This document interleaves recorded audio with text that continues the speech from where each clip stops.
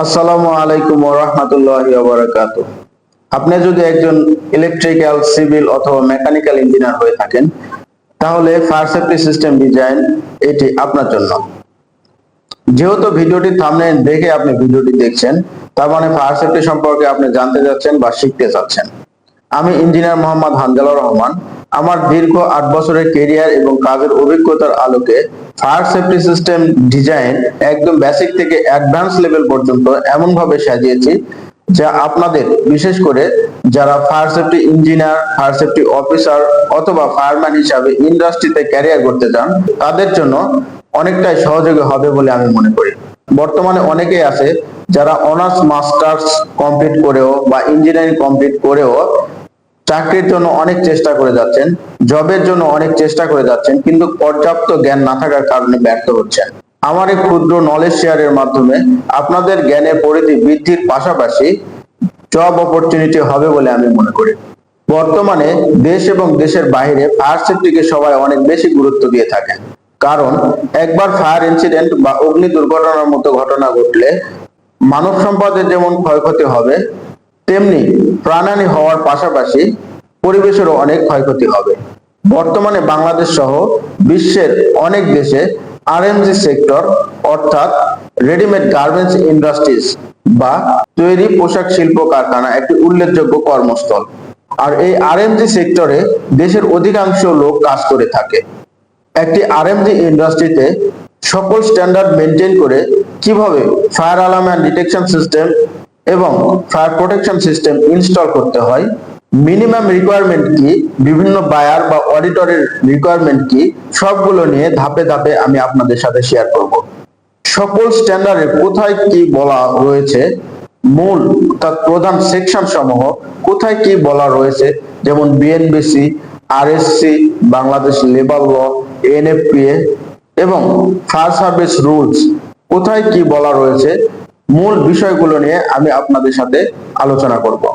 সকল স্ট্যান্ডার্ডের কোথায় কি বলা রয়েছে, প্রধান প্রধান পয়েন্টগুলো, পিন পয়েন্টগুলো, যেমন BNBC, NFPA, RSC, Bangladesh labour law এবং ফায়ার সার্ভিস রুলস এর কোথায় কি বলা রয়েছে, সেগুলো নিয়ে আমি আপনাদের সাথে ধাপে ধাপে শেয়ার করব।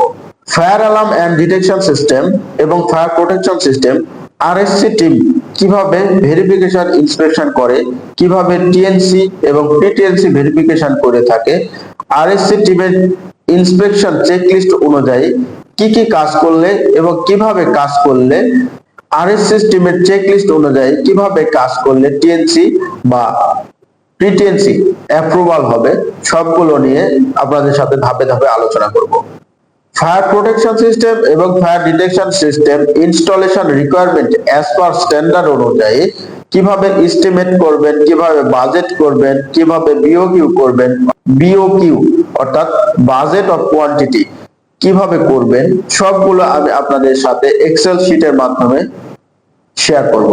সকল ডকুমেন্ট স্ট্যান্ডার্ড অনুযায়ী কিভাবে আপডেট করবেন, সিএফডিএস এর জন্য অর্থাৎ ফায়ার অ্যালার্ম এন্ড ডিটেকশনের জন্য কিভাবে ভোল্টেজ ড্রপ ক্যালকুলেশন এবং ব্যাটারি ক্যালকুলেশন করব, তা একটি এক্সেল শীটের মাধ্যমে আমি আপনাদের সাথে শেয়ার করব, যাতে করে আপনারা নিজেরাই ভোল্টেজ ড্রপ ক্যালকুলেশন এবং battery calculation for fire alarm and detection system এর জন্য করতে পারেন।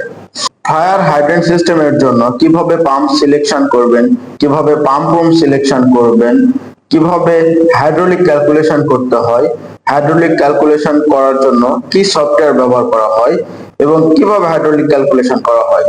হাইড্রোলিক ক্যালকুলেশন করার জন্য আমরা পাইপ ফ্লো এক্সপার্ট সফটওয়্যার ব্যবহার করব এবং সফটওয়্যার ব্যবহার করে আমরা দেখিয়ে দেব কিভাবে হাইড্রোলিক ক্যালকুলেশনের মাধ্যমে পাম্প সিলেকশন করা হয়, পাম্পের বার এবং প্রেসার কিভাবে হাইড্রোলিক ক্যালকুলেশন করা হয়, কিভাবে হাইড্রোলিক ক্যালকুলেশন করার পরে হাইড্রোলিক ক্যালকুলেশনের মাধ্যমে একটি ফায়ার পাম্প সিলেক্ট করা হয় বা নির্বাচন করা হয়।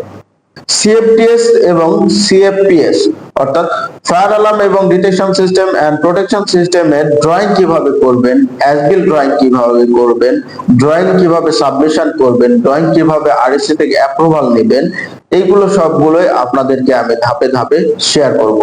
একটা ড্রয়িং কিভাবে করতে হয়, ড্রয়িং এ কি কি ডকুমেন্ট রাখতে হবে, সবগুলো আপনাদের সাথে স্টেপ বাই স্টেপ শেয়ার করব ইনশাআল্লাহ।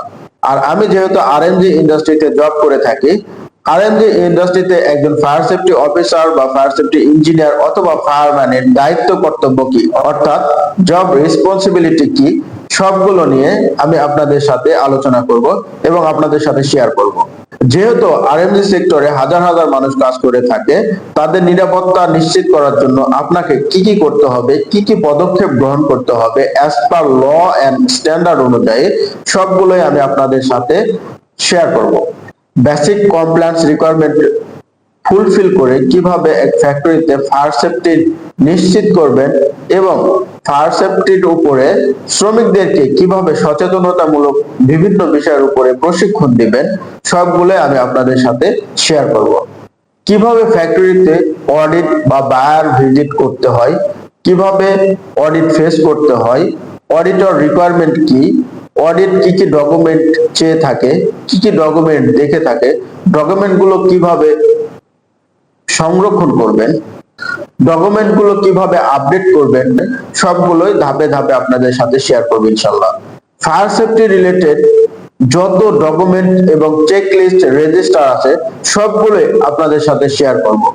সেই সাথে আরো যা খুঁটিনাটি বিষয়গুলো আছে ফায়ার সেফটি সম্পর্কে সবগুলোই আপনাদের সাথে ধারাবাহিকভাবে ধাপে ধাপে শেয়ার করার জন্য আমার এই ক্ষুদ্র প্রচেষ্টা অব্যাহত রাখবো ইনশাআল্লাহ। তো চলুন তাহলে আর দেরি না করে আমরা ধারাবাহিকভাবে ধাপে ধাপে ফায়ার সেফটি সম্পর্কে বেসিক থেকে অ্যাডভান্স পর্যন্ত জানার চেষ্টা করি। আর এই জন্য আপনাদের সবাইকে আমি রিকোয়েস্ট করব আমার এই চ্যানেলটি সাবস্ক্রাইব করে লাইক, কমেন্ট এবং শেয়ার করে আমার সাথে থাকার জন্য।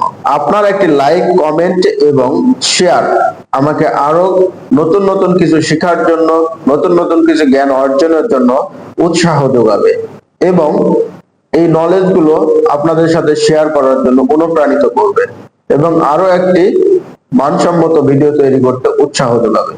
আজ এ পর্যন্তই, পরবর্তী ভিডিওতে দেখা হবে। সে পর্যন্ত ভালো থাকবেন, সুস্থ থাকবেন। আল্লাহ হাফেজ।